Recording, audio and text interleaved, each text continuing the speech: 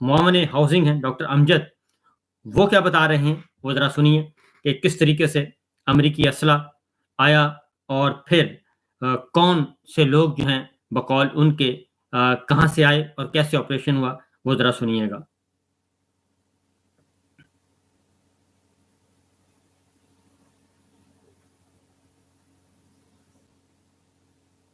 اطلاعات آ رہی تھی جناب اسپیکر صاحب، بھی اطلاعات آ رہی تھی جناب اسپیکر صاحب کہ یہاں بھی 10 بجے آپریشن شروع ہوگا اور وہ آپریشن ہماری سیکیورٹی فورسز کی SSGs کمانڈوز کریں گے اور ان کو اسپیشلی تربیلا سے 4 ہیلی کاپٹر کے ذریعے لایا گیا تھا۔ ان کے پاس جناب اسپیکر صاحب سنائپر، LMG اور اس طرح امریکن ویپنز G3 اور ایک اور جو مارٹر گن اسے کہتے ہیں، جس میں بیک وقت 5000 گولیاں ہوتی ہیں اور وہ بیک وقت مسلسل 5000 گولیاں برساتی ہے۔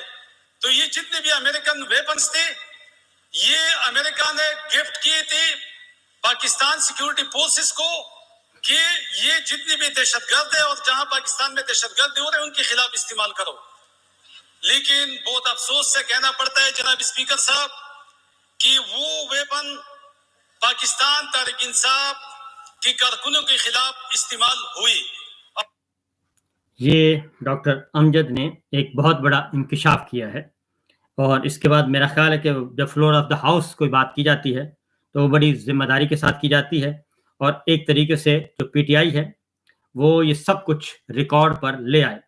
سہیل آفریدی ہیں، انہوں نے کل کیا کہا اور ارکان کے جذبات کیا تھے وہ سنیے۔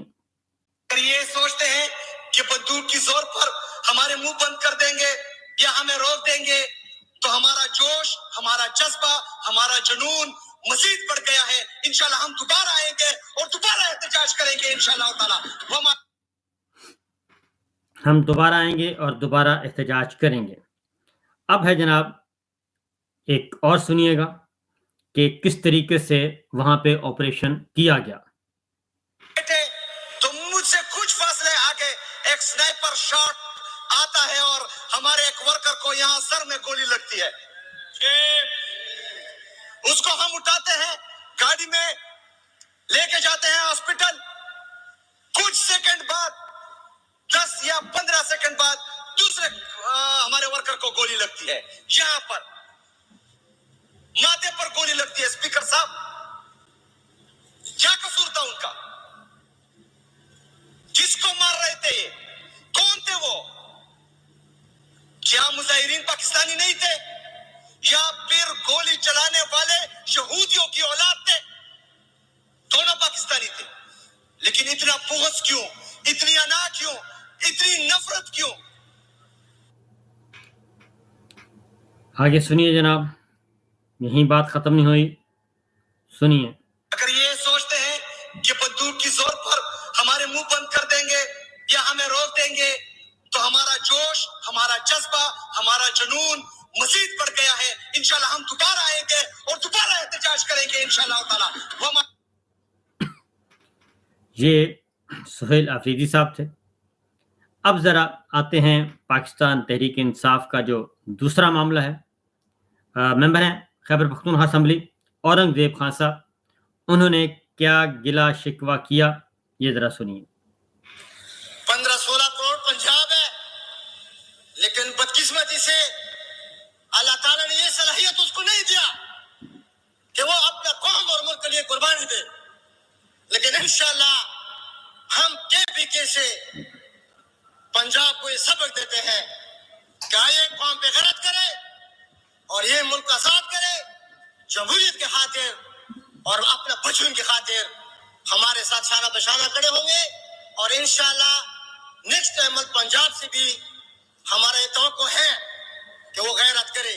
اس مرتبہ میں یہ بھی آخر میں بتاتا چلوں جناب اسپیکر کہ ہمارے جو پنجاب کا قیادت تھا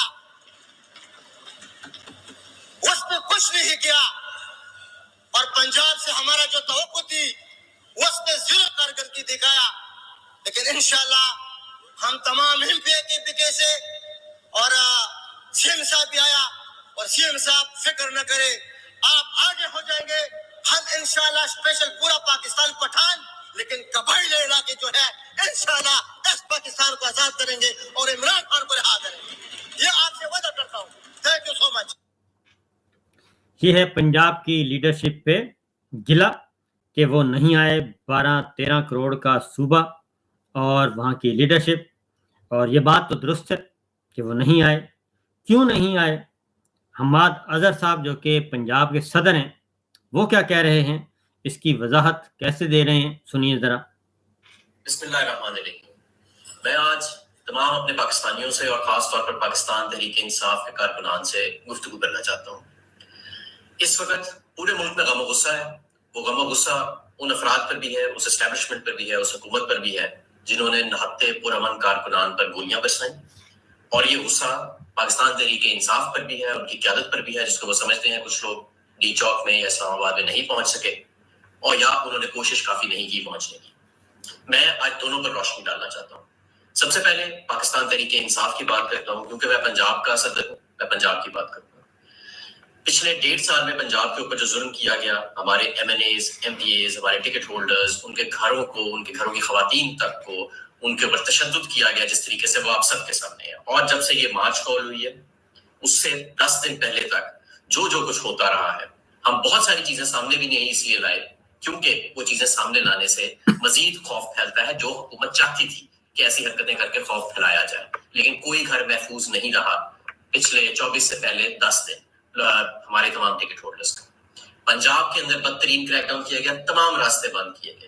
पंजाब से या पंजाब के सूबाई दारुल हुकूमत लाहौर से पहुंचने के लिए इस्लामाबाद 3 दरिया पार करने, उन तीनों दरियाओं को बंद किया गया। लोग फिर भी निकले, उस तादाद में नहीं निकले, लेकिन हमारे कारकुन निकले। छुट्टी का दिन था जब वो निकले, वो रास्ते में गए, सिविल कपड़ों में उनको कभी लोगों ने दबोचा, किसी जगह पर मुतनशर किया, किसी जगह पर किया, लोग फिर भी निकलते रहे। लोग कश्तियों के अंदर गाड़ियां घुसा के दरिया पार करते रहे। मैं खुद उनमें था और मैं खुद वो देखता रहा कि हमारे टिकट होल्डर्स, हमारे कारकुनान किस तरह इस्लामाबाद पहुंचने की कोशिश करते रहे। पंजाब में हमारे पास कोई हुकूमत नहीं, कोई हमारे पास पैरामिलिट्री फोर्स नहीं है, कोई हमारे पास मुसल्लह जत्था नहीं है, हमें पुरअमन पार्टी है। इसलिए वहां पर पहुंचना, इस्लामाबाद पर पहुंचना बहुत मुश्किल था। क्या हमारी हिकमत अमली बेहतर हो सकती थी? 100% बेहतर हो सकती थी। क्या इसके ऊपर कोई फैक्ट फाइंडिंग कमीशन बना के जिम्मेदारी आयद करनी चाहिए कि क्यों बेहतर हिकमत अमली फॉलो नहीं की गई? बिल्कुल की जानी चाहिए। मैं इसकी पूरी हमायत भी करता हूं और मैं इसकी डिमांड भी करता हूं, लेकिन उतनी देर तक, जितनी देर तक ये नहीं होता और ये तमाम फैसले खान साहब नहीं करते, सब लोग मुत्तहिद रहें और याद रखें कि जिन्होंने गोलियां बरसाई हैं नहत्ते पुरअमन शहरियों के ऊपर, उन पे अपना फोकस रखें।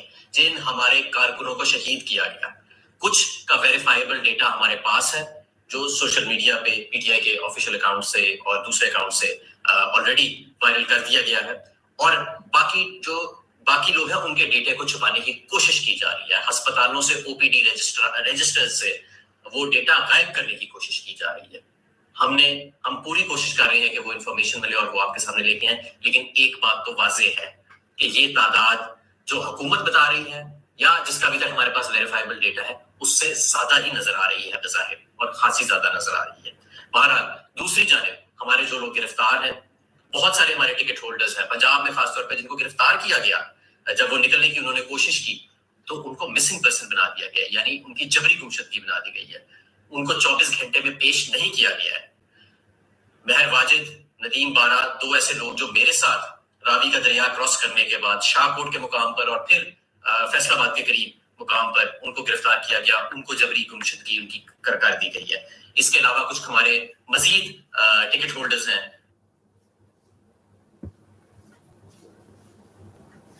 जिनको गुमशुदगी कर दी गई है, और हमारे वकला जो है उनके लिए पिटीशंस कर रहे हैं हेबियस कॉर्पस की।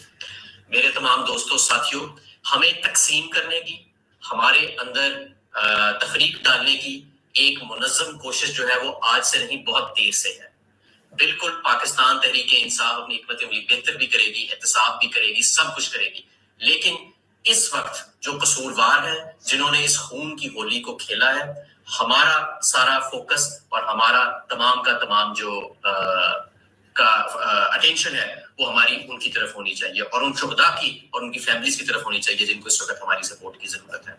इंशाअल्लाह ताला जिस तरह عمران خان صاحب آگے حکمت عملی بنائیں گے، اور عمران خان صاحب تفصیلی حکمت عملی اکثر خود بناتے ہیں، اس حکمت عملی پر آئندہ بھی عمل کیا جائے گا، اور یہ جدوجہد نہ ابھی شروع ہوئی ہے اور نہ ہی ابھی ختم ہوئی ہے، یہ جدوجہد جاری رہے گی جب تک اس ملک کے اندر عوام کا مینڈیٹ واپس نہیں کیا جاتا، جب تک عدالتوں کو آزاد نہیں کیا جاتا، جمہوریت کو بحال نہیں کیا جاتا، عمران خان سمیت تمام ناحق قیدیوں کو رہا نہیں کیا جاتا۔ مشکلات ابھی اور آئیں گی رستے میں، انہوں نے سختیاں ابھی اور کرنے کی کوشش کرنی ہے، ڈرامے بازی اور کرنے کی کوشش کرنی ہے انہوں نے، لیکن ہم نے متحد بھی رہنا ہے اور ہم نے پرعزم بھی رہنا ہے، اور ہم نے اپنے ہدف کو تک پہنچنا ہے، کیونکہ پورے پاکستان کا مستقبل ہمارے ہدف کے ساتھ جڑا ہوا ہے۔ پاکستان زندہ باد۔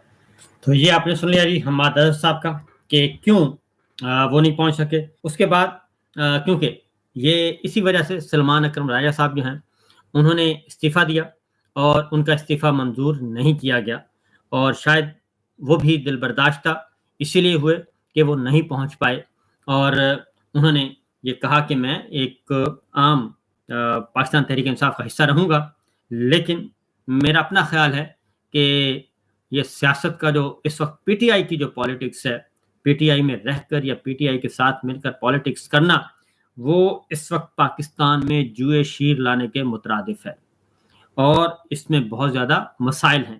جب تک موجودہ رجیم برقرار ہے اس وقت تک پی ٹی آئی کو یہ سانس نہیں لینے دیں گے، اور ان کی پوری کوشش ہوگی کہ ان کو کچل دیا جائے، اور پی ٹی آئی کچلنے کا جو پروجیکٹ ہے یہ ہر صورت میں وہ چاہیں گے کہ پورا ہو۔ تو اللہ تعالیٰ کا اپنا منصوبہ ہوتا ہے، جو اب تک نہیں کچلا جا سکا تو آئندہ بھی یہ نہیں کچل سکیں گے، کیونکہ پی ٹی آئی کا مطلب ہے پاکستان کے کروڑوں عوام۔